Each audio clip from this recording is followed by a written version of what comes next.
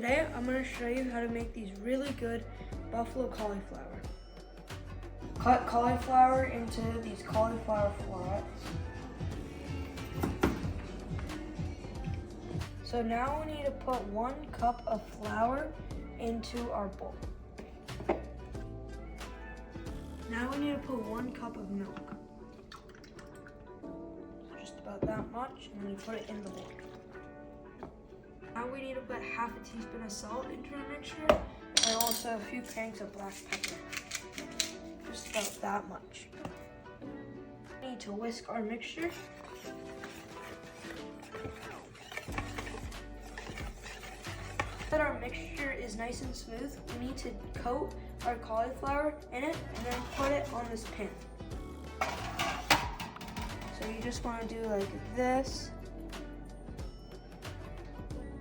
about like that, and then you just put it on the pan. And then repeat with all your cauliflower. So we're basically done now with battering, just filling these little holes with as much cauliflower as we can.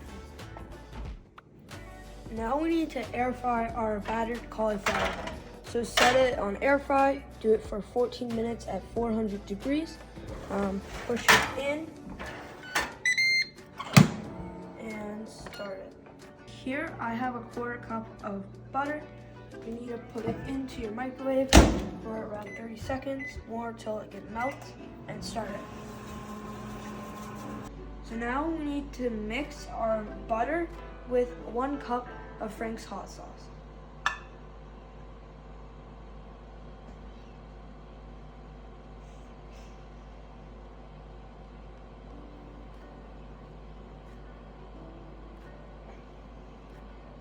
Just like that. And then you want to put the butter.